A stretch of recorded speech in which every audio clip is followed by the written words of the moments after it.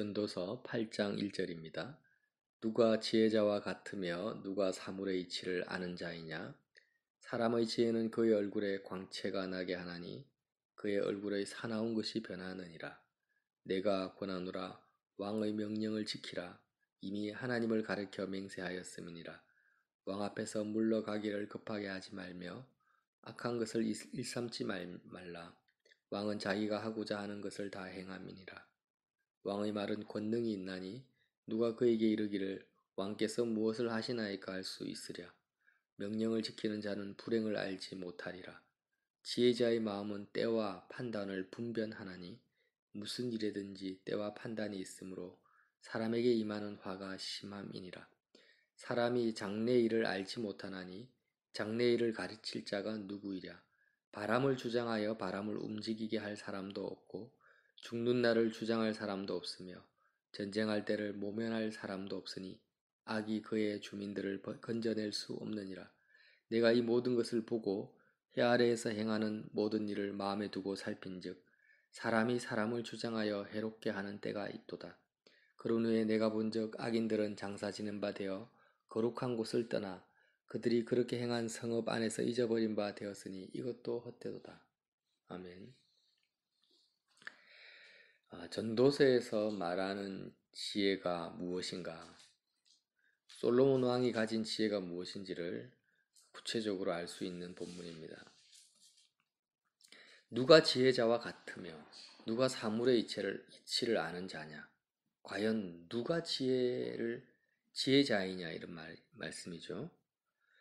그래서 정말 그가 정말 지혜를 가지고 있다면 그의 얼굴에 광채가 나게 하느니라. 사람의 지혜는 그의 얼굴이 사나운 것이 변하느니라. 무슨 말씀이냐면 내가 정말 지혜를 가지고 있는 사람이라면 얼굴에 광채가 난다라는 것은 실제로 이렇게 빛이 난다라는 것이 아니라 사람들이 우리가 얼굴을 보면 굉장히 어둡고 침침하고 평강이 없고 이렇게 분노하고 두렵고 이런 것은 광채와 상관이 없죠. 광채는 기쁨과 만족과 평안함과 온유함과 따뜻함 이런 것을 말합니다. 그래서 지혜는 그 사람의 인격, 인품을 바꿔버린다라는 거죠. 내가 정말 지혜롭다 라고 뭘 깨달았다 이렇게 말하면서 그의 얼굴에 광채가 없어요. 항상 욕구불만이 가득 차 있고 짜증이 있고 원망이 있다. 사실 그는 지혜가 없다라는 것입니다. 그는 지혜자가 아니라는 것입니다. 그래서 광채가 나게 하나니 그의 얼굴의 사나운 것이 변하느니라. 사나운 것, 우리 속에 있는 욕망들, 내가 사람들을 심지어는 싸우고 죽이기까지 하면서 욕심을 채우고자 하는 이런 사나운 것들이 바뀌어버린다라는 것입니다. 그래서 많은 목회자들이 나는 정말 말씀을 많이 깨닫고 있다. 내가 가지고 있는 것은 진리다라고 주장하지만 그분들의 인품이 있잖아요. 인격은 전혀 변하지 않는다. 그 삶의 열매가 아니다. 그건 지혜가 아니다. 이런 내용의 말씀입니다.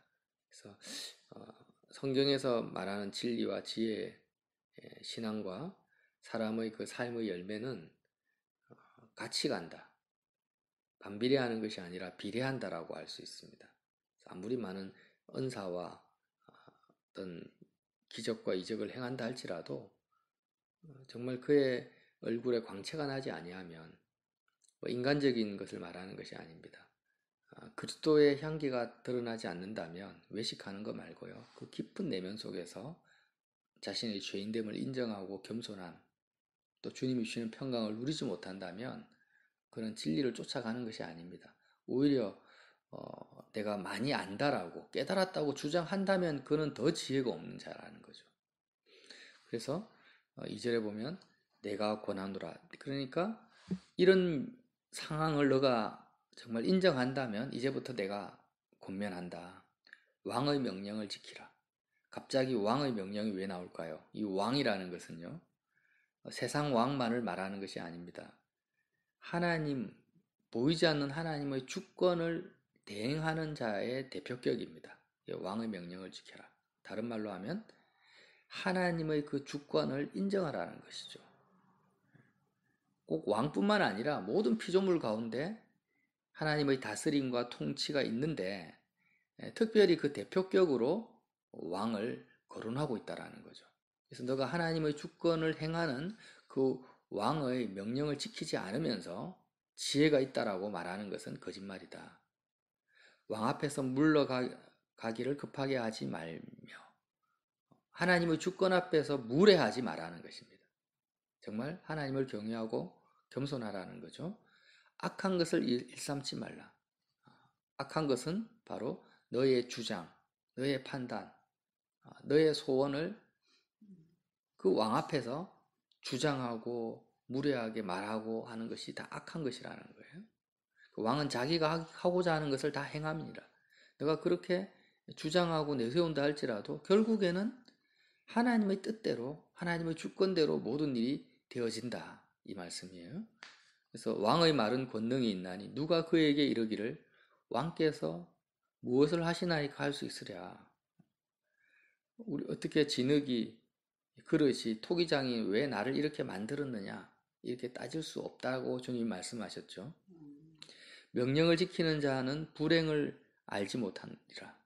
그래서 하나님의 주권을 인정하고 나의 뜻, 나의 주장을 굽히고 하나님의 말씀에 순종하는 자는 불행을 알지 못하리라. 항상 평강 가운데 인도받을 것이라는 것입니다. 그래서 지혜자의 마음은 때와 판단을 분별하느니 결국 솔로몬이 말하는 지혜는요. 때와 판단을 분별하는 지혜입니다. 왜 그렇습니까? 내가 죽을 때와 살 때와 웃을 때와 기쁠 때 전도서 3장의 때에 대해서 나오지 않습니까? 그 때를 사람이 주장하는 것이 아니라 하나님이 정해놓으셨다. 그리고 그 때를 사람이 바꿀 수 없다라는 거죠. 죽을 때를 사람이 바꿀 수 없어요. 결국 우리 인간이 할 수 있는 것은 뭐냐면 인간이 할 수 있는 최선의 행위는 때를 바꾸는 것이 아니라 하나님께서 정해놓으신 그 때를 분별하는 것이다. 분별한다라는 것은 내가 알고 인지하고 인정하고 그것을 받아들인다라는 것입니다. 사람들은 때를 분별하지는 못합니다. 자기가 때를 바꾸려고 하죠. 내가 지금 가난할 때인데 가난할 때를 하나님이 허락하신 그 하나님의 주권을 인정하지 않고 부자가 되려고 그 때를 바꾸려고 애를 쓰는 거예요. 이거는 지혜가 아니고 왜 하나님이 나에게 가난을 주셨는가? 그 하나님의 그 판단, 때와 판단이라 했으니까 그 하나님의 판단을 이해하고 알고 하나님의 뜻을 따를 때 그 다음 하나님께서 또 다른 때를 나에게 허락하시는데 이 하나님의 때와 판단을 분별하지 못하고 내 판단, 내 의지를 가지고 내가 원하는 때를 오게 하려고 발부둥치는 것 이것을 악이라고 합니다. 성경에서 말하는 악입니다. 이것이. 그리고 어리석음입니다. 그래서 무슨 일이든지 6절에 무슨 일 전제가 되어 있어요. 작은 일이든 큰 일이든 너가 만나는 모든 일, 모든 상황, 모든 사람을 말하는 것입니다. anything, 무슨 일이든지 뭐가 있다고요? 때와 판단이 있다라는 것입니다. 우리가 오늘 전도서 8장 6절 말씀을 깊이 마음속에 받아들여야 됩니다. 무슨 일이든지 때와 판단이 있습니다. 내가 당하는 큰 일이든 아니면 내 주변 사람들이 당하는 작은 일이든지 간에 모든 일에는 뭐가 있다고요? 하나님의 그 때가 이루어지고 있고 이미 하나님의 때가 이루어지고 있고 하나님의 판단이 있다라는 거예요. 예를 들어서 내 자녀가 공부를 잘하고 있다. 공부를 잘할 수 있도록 하나님이 그 때를 허락하셨고 또 하나님이 그 자녀를 향한 하나님의 판단이 있는 거예요. 반대로 공부도 안 하고 맨날 게임만 한다. 그래도 하나님의 때가 있다라는 거예요. 게임을 할 때가 있고 안 할 때가 있는 거예요. 내가 바꿀 수가 없어요. 부모가 그 때를 바꿀 수 없어요. 그리고 그 자녀를 향한 하나님의 판단이 있는 거예요. 그를 어떻게 생각할 것인가? 하나님은 내 생각과 하나님의 생각이 다르다라는 거예요. 무슨 일이든지 때와 판단이 이미 있다. 어떤 판단요? 하나님의 판단과 주권이 이미 임하고 있다라는 것을 인정하고 받아들이고 믿는 사람이 바로 지혜자다라는 겁니다. 그리고 판단이 있으므로 사람에게 임하는 화가 심함이니라. 이 무슨 말입니까? 하나님의 때와 판단을 분별하지 못하기 때문에 사람들에게 임하는 화가, 재앙이, 고통이 심하다라는 것입니다. 사람이 장래의 일을 알지 못하나니 장래의 일을 가르칠 자가 누구냐? 사람은 앞으로 5초 뒤에 일어날 일도 알지 못합니다. 하루 뒤, 1년 뒤 어떤 일이 벌어질지 알 수 없어요. 그래서 많은 사람들이 야, 지금은 내가 불행하구나. 불행할 때인데 하나님이 왜 나에게 이런 고통을 주셨는지를 분별할 생각을 하지 않고 자기 스스로 한번 행복한 파라다이스를 구현해 보려고 막 발부둥 치고 5년, 10년, 20년 계획을 세우고 달려가고 있지만 1년 뒤에 죽을지 10년 뒤에 병에 걸릴지 어떻게 알 수 있습니까? 장래일을 알지 못하는데 그렇게 행하는 사람들의 모든 행위가 어리석다라는 거죠. 8절 바람을 주장하여 바람을 움직이게 할 사람도 없고 죽는 날을 주장할 사람도 없으며 전쟁할 때를 모면할 사람도 없으니 악이 그의 주민들을 건져낼 수 없느니라. 이 바람이라는 것은 히브리어로 루하흐라는데 사람의 영을 의미하기도 합니다. 사람의 영, 생명의 호흡을 말하는 것입니다. 그러니까 실제로 우리가 바람이 북풍이 불고 남풍이 불 때 그 바람의 방향을 내가 바꿀 수 없잖아요. 이런 것처럼 사람의 영을 주장할 수 없는 거예요. 내가 힘이 있어서 감옥에 가둘 수도 있고 수갑을 채울 수도 있고 이렇게 할 수 있지만 그 사람의 생명을 주장하고 있고 그 사람의 영을 주장하는 분은 오직 하나님밖에 없는 것입니다. 주장한다라는 것은 힘, 권위를 말하는 것입니다. 힘이 없다. 사람에게는 뭐가 없어요? 힘이 없고 권위가 없는 거예요. 인정해야 됩니다. 사람의 영과 생명의 호흡을 주장할 그 힘이 없어요. 우리에게는. 움직이게 할 사람도 없고 죽는 날을 결정하고 더 느리거나 줄일 수 있는 힘이 사람에게 없다라는 것입니다. 결국 내가 그 사람을 죽였다라고 살인자들이 이야기를 해도 하나님이 허락하셨기 때문에 그가 죽은 거지 그가 그를 죽인 것이 아닙니다. 죽는 날을 주장할 사람도 없고 전쟁할 때를 모면할 사람도 없고 지금 미국이 힘을 많이 가지고 있고 세계 핵 능력으로 핵으로 전쟁 억제력을 가지고 있다고 말하고 있지만 다 거짓말입니다. 하나님께서 전쟁할 때가 있고 평화할 때를 주장하고 있지 어떤 큰 거대 국가가 힘을 가지고 있다 해서 그 국가로 인해서 전쟁이 억제되는 것이 아닙니다. 사람의 눈에 그래 보일 뿐이죠. 그래서 악이 그의 주민들을 건져낼 수 없느니라. 우리는 인간이 가지고 있는 가장 보편적인 오해를 버려야 됩니다. 성경에서 말하는 악은 무엇인가? 다시 한번 오늘 전도서 8장 말씀을 통해서 알 수 있는 것은 내가 다른 사람을 내가 상황을 바꾸려고 주장하려고 하는 것이 악이라는 거예요. 특별히 부모들이 자녀들을 주장하려고 하죠. 왜? 사랑하니까. 인간적으로 사랑하니까. 대통령이 왜 되려고 합니까? 정치인들이 왜 권력을 잡으려고 합니까? 대부분이 주장하려고 하는 거예요. 한번 내가 사회를 바꿔보겠다. 개혁시켜보겠다. 그러나 정말 하나님을 경외하는 대통령, 정치인들은요. 자기가 아무것도 바꿀 수 없다라는 것을 안다라는 거예요. 솔로몬도 알았습니다. 바람을 주장할 수 없듯이 사람이 사람을 주장할 수 없다라는 이 진리를 알고 있는 거예요. 오히려 모든 때와 판단, 주권을 가지고 계신 하나님 앞에 무릎을 꿇는 거죠. 무릎을 꿇고 하나님, 내가 지금 대통령으로서 정치인으로서 내가 이렇게 서 있습니다. 그러나 나는 아무것도 할 수 없습니다. 모든 때와 판단은 주님께 있고 주님이 모든 것을 주장하고 계십니다. 내가 하나님의 때와 판단을 분별할 수 있는 지혜를 달라고 1,000번제를 드린 솔로몬처럼 그렇게 기도할 거라는 것입니다. 하물며 우리는 어떻습니까? 내가 만나는 남편, 자녀, 내가 처한 상황들, 요즘에는 특히 코로나19 상황을 사람들은 그렇게 생각해요. 대한민국이 아주 선진국가의 그런 방역 시스템으로 코로나19 상황을 잘 극복하고 있다. 그러나 또 보세요. 우리가 이렇게 계속 또 증가하고 있는 추세에 있잖아요.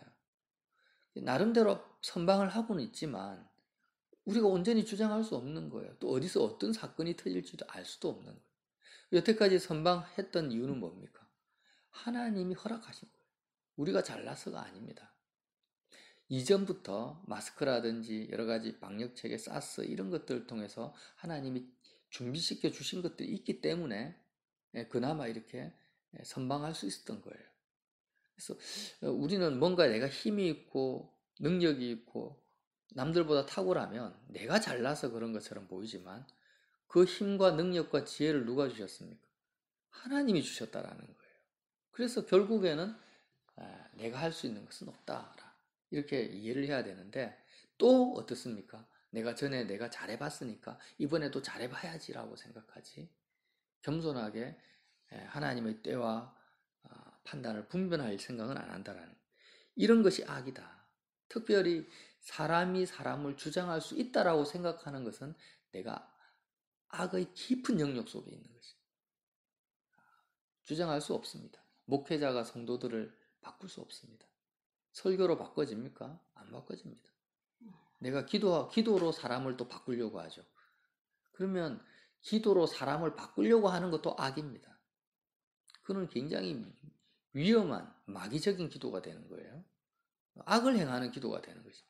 내가 그를 바꾸려고 기도하지 말고 그를 향한 나의 소원, 나의 뜻, 나의 판단을 십자가에 주님과 함께 못 박아 버리려고 기도하는 거예요. 십자가에 불태워 버립니다. 왜? 이미 그를 향한 생각과 판단을 하나님이 가지고 계시기 때문이에요. 나보다 하나님이 더 지혜롭지로. 내가 처한 상황을 바꾸려고 기도하지 말고 이미 내가 처한 상황을 허락하신 하나님의 판단이 있다.